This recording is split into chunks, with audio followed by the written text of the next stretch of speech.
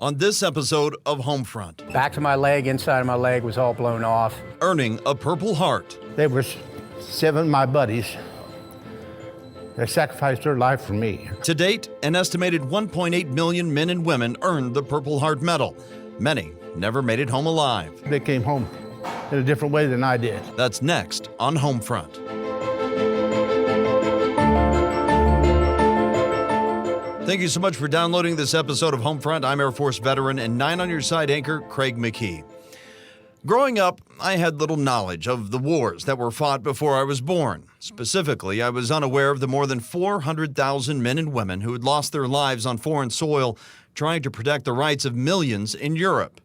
My grandfather had spoken about it some, just saying that the photo that I saw on the back porch was of his brother Errol, who served as a navigator in the Army Air Force during World War II. It wasn't until several years later I finally discovered what my great-uncle actually did for the war effort. On March 8, 1944, he was on a bombing mission in the B-17 known as Return Engagement. He was tied to the 560th Bomber Squadron, 388th Bomber Group. While on their bombing run to Berlin, the plane was hit by anti-aircraft artillery. The metal tore through the plane, killing Errol instantly, as the reports recall. As the plane went down, though, the other crew members jumped out. Consequently, some were taken as prisoners of war in a small town just northwest of Hanover, Germany. Errol earned an Air Medal and a Purple Heart for his service. Growing up, I only knew to think about him on Memorial Day. That is until I discovered he's resting at Ardennes American Cemetery and Memorial in Belgium, where I was able to honor his military service by taking advantage of a service once offered, now stopped, by the American Battle Monuments Commission. For $30, I was able to send flowers to Errol. The commission at the time would also take a photo of the grave with the flowers in place and then send it to you. And when I saw that image, it was the first time anyone in the family had ever seen his grave. The photo of his grave also provided some closure as to the photo on my grandparents' back porch. Now, I only wish I would have had more knowledge of the location of it while I was stationed in Europe, covering stories for Air Force News in Bastogne, Belgium, and even attending a special ceremony at Ardennes itself. I was so close. For Errol, the Purple Heart was given to him for the sacrifice of his life. Thousands of others, it's given for the wounds of war, wounds they'll carry for a lifetime.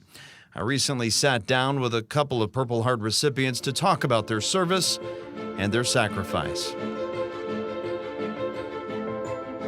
Anthony Cole, K-O-H-L.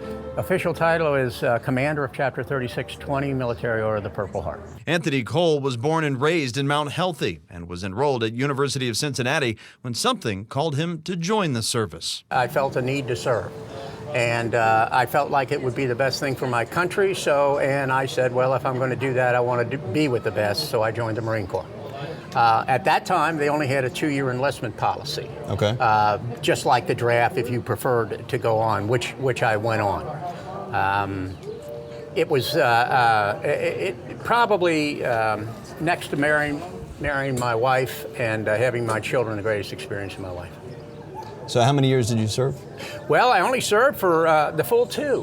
What happened, I went to Vietnam in January of 1967, and on September 22nd, I stepped on a booby-trap mortar as we were being attacked by machine guns. So back of my leg, inside of my leg was all blown off. I spent a year in the hospital. Last was up at Great Lakes Naval Hospital. Then I was giving my full honorable discharge. I could have had a medical discharge. I said, no, I'd rather get out on the date I could, and that would have been August of 1967. And then, being full of brains, I married my schoolhood sweetheart, Eileen, a week after I got out. And all our parents thought we were completely out of our minds. But it's been great. 51 years. 51 years married. That's amazing. Congratulations on Thank that you. milestone. When you signed up, obviously you knew that there were dangers involved, especially with the wars ongoing. Yes. That there's a possibility you may not even come home to marry your high school sweetheart.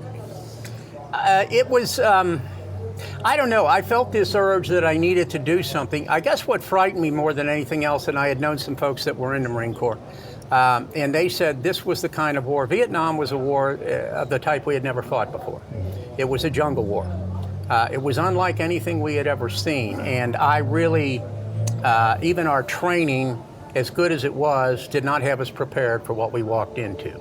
And some of the things that I saw in the areas, the jungle was so dense you couldn't see 3 inches in front of your face in some places. You were just slapping elephant grass and leaves, and it was a horrendous experience to say the least. But as you got, as we called it, saltier, and I got into my 10th month, I was starting to feel good about making it out. But that wasn't to be. But on the other side of things, I always say, God had a plan for me. So I made it. So many didn't. I'm really sorry they didn't, but I think we need to take the experience that we were given, and then we need to give back. And especially since I retired, that's what I've tried to do with veterans. You wear a very special medal, the Purple Heart. Right. You know, for those in the military, we know, especially when we look at a salad bowl on someone's Right. uniform, as you know, we refer to it, we know where that medal stands in the overall rankings. But civilians may look at that and just say, okay, what, you were wounded or something, and they may not know the full value of that medal and what it truly means. There's a very deep meaning here. What does the Purple Heart mean to you? Well, it's the only medal in the military that you earn. It is never given; it is always earned, and it is earned by shedding blood. So it means that when we were called into action or whatever, and you see that now, and I will give a shout out to the police and the fire, you run toward the danger. That's what we did. That's what we were trained to do. And, you know, best case scenario, no, nothing ever happened, but you weren't, at the time, you were scared to death every day. I tell people, if you're not scared, you're not going to be around long. But you can either face fear or you can run from fear. So you face the fear and stand up and do what it has to do. For my year in the hospital, I was, you know, when you're 20 years old and you're laying in a hospital bed and they're doing grafting and they're stitching. I ended up with over 2,000 stitches in my body. You don't think too much about it then, except you can't hardly move. Mm-hmm. I have to say it's a life-changing experience in appreciating civilian life, the opportunities that you have, this country in particular. So when people see you're out here at a park right now, you know, if somebody walks by and they look over and they see the Purple Heart either on your hat or your shirt, mm-hmm. What do you hope that they take away? Well, most people, and I'm very honored to say, most people will say thank you for your service, and I always say my response is I was honored to serve, for everybody. And that's, you know, that's one of those things that at that time I made that decision. I do a lot of speaking engagements with kids in high school and down and up into college. And I tell them you're faced with choices every day. You know, you have to take those choices. Okay, what do you want to do? What is the right thing to do? I think we all know right from wrong. You know, if we want that candy bar and we don't have that money, no, you don't steal that candy bar. But if you think this country is worth fighting for, and I did, I was around a lot of people who were very patriotic. So I thought it was the right thing to do, and I'm very proud of it. And now I kind of wear it, not just as a badge of honor, but I recruit since I'm a commander here, and try to get people in all other branches involved. So we can do things to help, especially these Iraqi, Afghanistan veterans and their families that are coming back. David Callahan is a member of Post 3620. He grew up in Norwood, and as he explains, almost went into the Marines. But a tap on the shoulder ultimately sent him down a different path. I went to commercial foods, and I came out of that school honor graduate. Mm-hmm. And so my mom calls me Friday morning. She says, Dave, you've got something here from Selective Service, and you got to report down to the federal building Monday morning at 7 o'clock. Well, now I got to tell my employer that I got to leave. Right. Well, he wasn't too happy with me leaving. So I get down there. So I go down to the federal building. There's hundreds of guys in this room. And this captain goes, all right, everybody that signed up for the service, get up, walk out that door. So a bunch of them got up because they did sign up for the service. Yeah.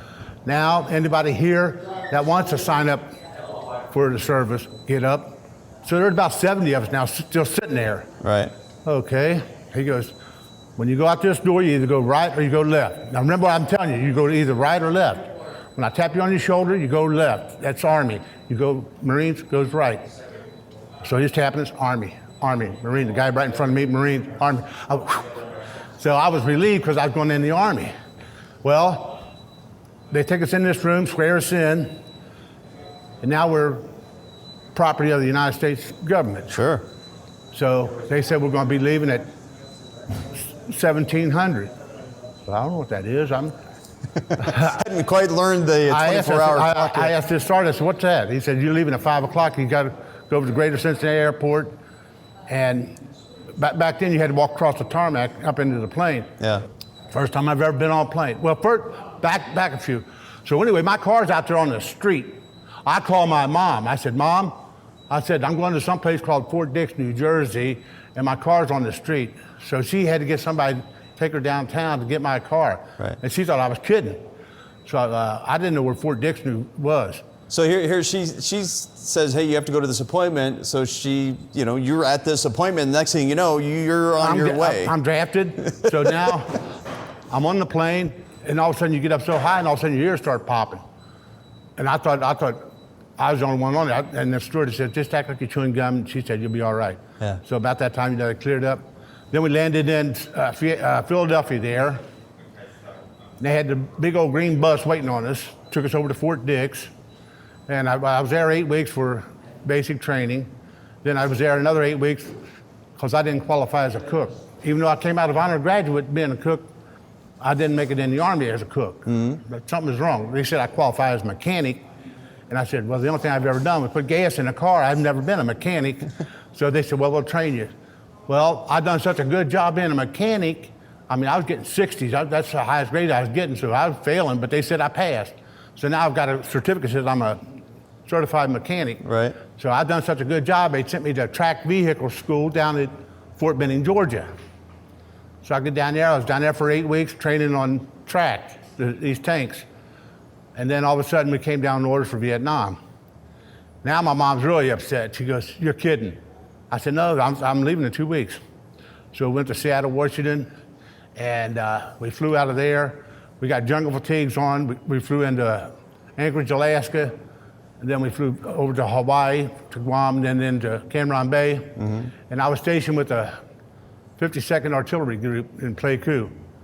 And I get there, and I told this battery commander, I said, sir, you don't want me to work on your vehicles. I said, I'd be afraid if I were working on your brakes or whatever, you're going down one of these hills and they go out, I'd feel responsible. I said, I'm a cook. He said, oh, you're a cook? I said, yes, sir. He goes, well, go down to the mess hall. So I went down there. 2 weeks later, I was trained, how to work the fire units and stuff. Yeah. And 2 weeks, I went out to the field. I was at Doc Toe, and I served Charlie Battery up there. And then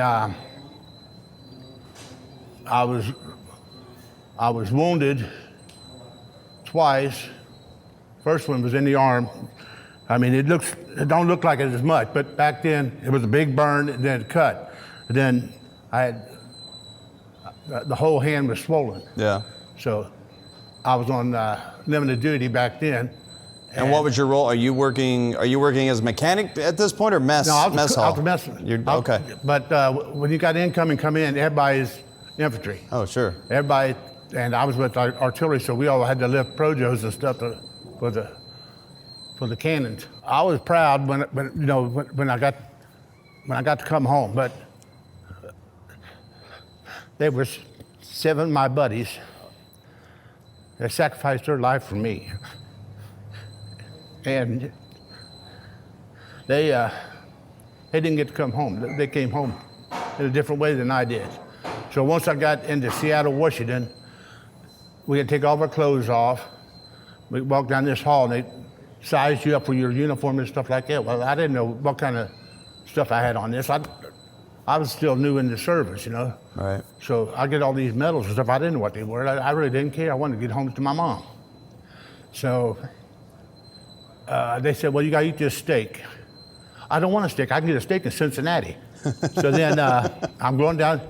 So I got your steak, dumped it. Now, where's my pass to go home? So I get on this TWA to flying to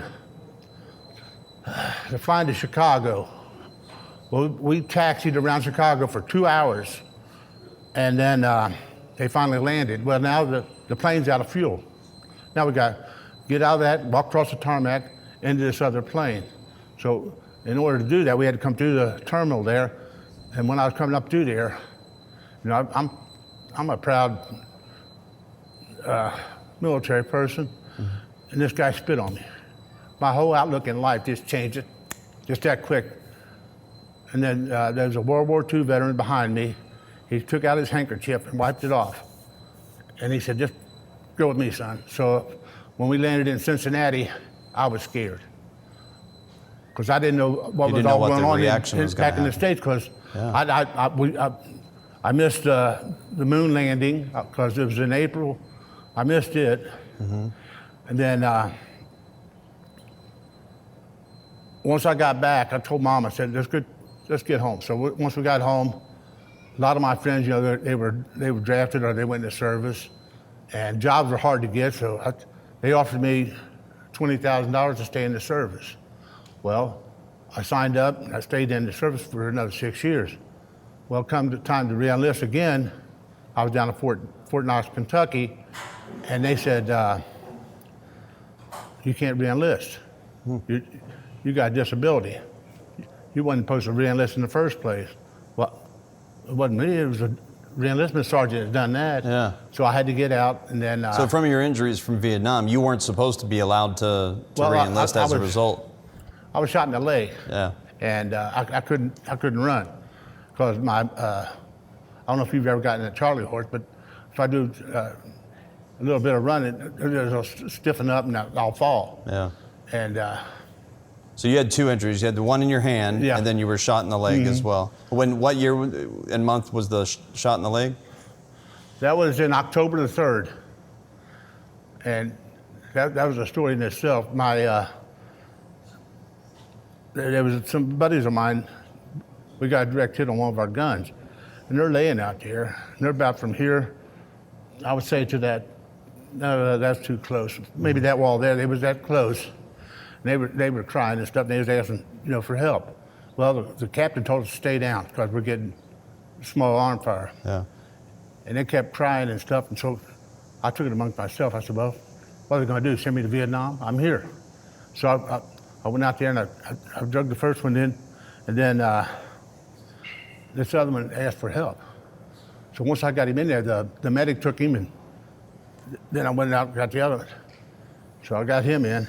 The third one I couldn't save. That's what tore me up.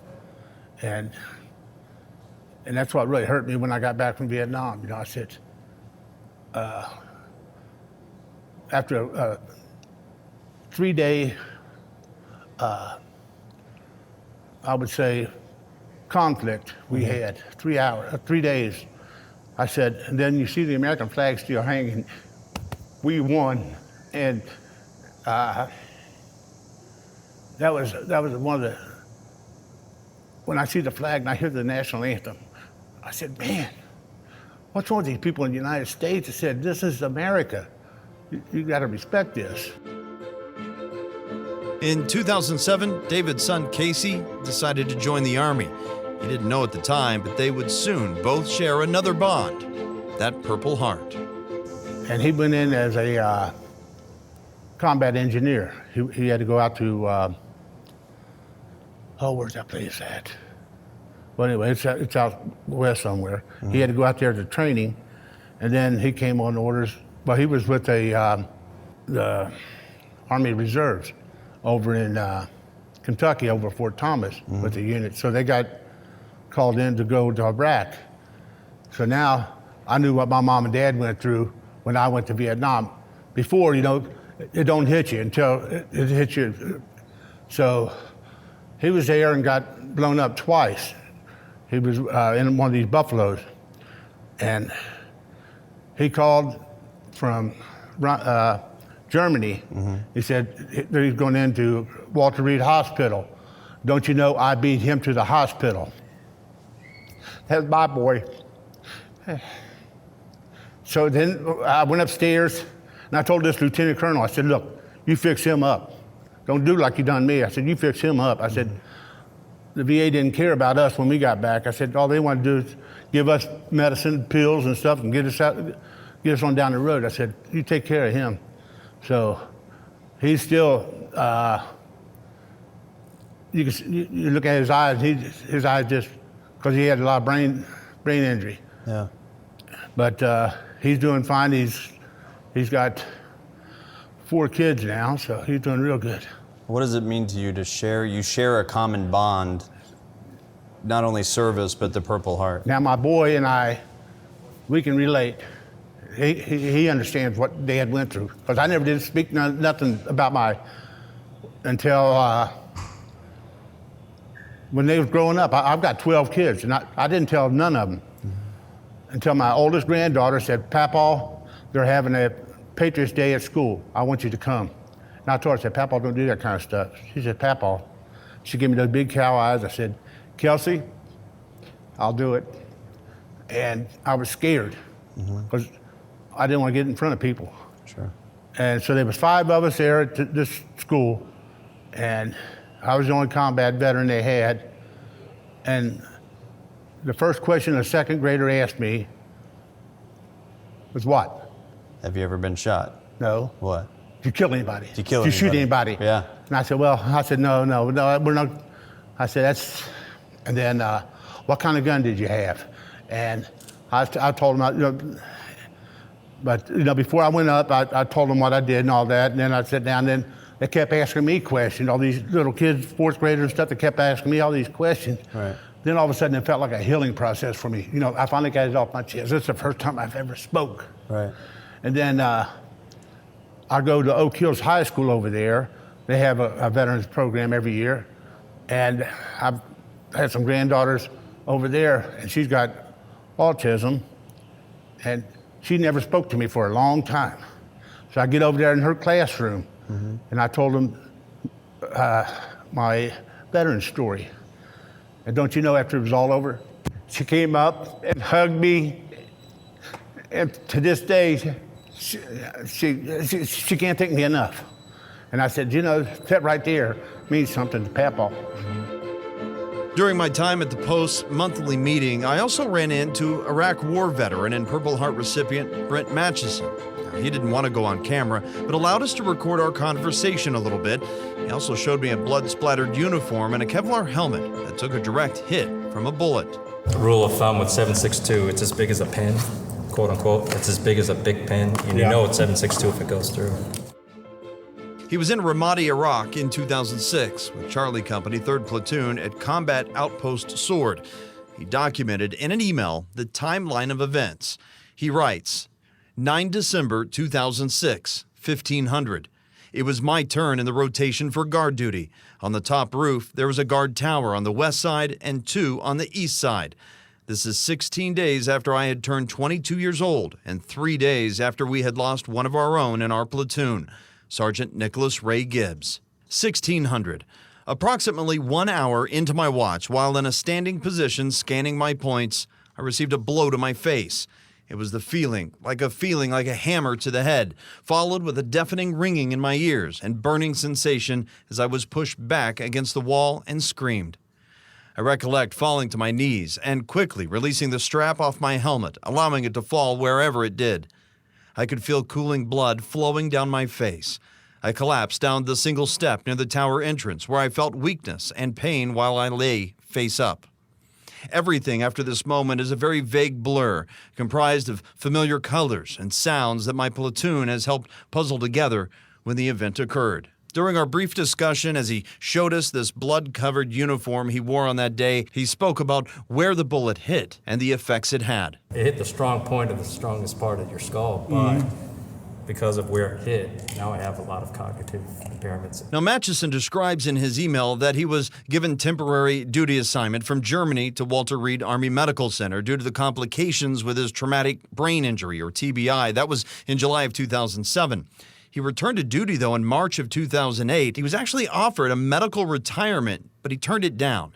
Then, believe it or not, he deployed again back to Iraq. His email shows that he deployed to South Baghdad, July 2008 through June of 2009. He was given an Army Commendation Medal. He had conducted over 400 hours of outpost security, dismounted missions, 50 of those, 30 foot patrols, 20 counter-battery mortar missions. He goes on to say that he had secondary missions and duties that included the destruction of 12 improvised explosive devices and no casualties. Well, despite what Brent had gone through, his sister, his twin sister, actually joined the Army. And a fun fact he put in the email, he said, "My twin sister was deployed within 10 miles of me in the same sector as a medic with 3rd Brigade, 82nd Airborne." Now, Brent would also deploy a third time to Afghanistan, February 2011 through June of that same year. He eventually, though, was medically retired as a sergeant from the Army in June of 2012. So think about that.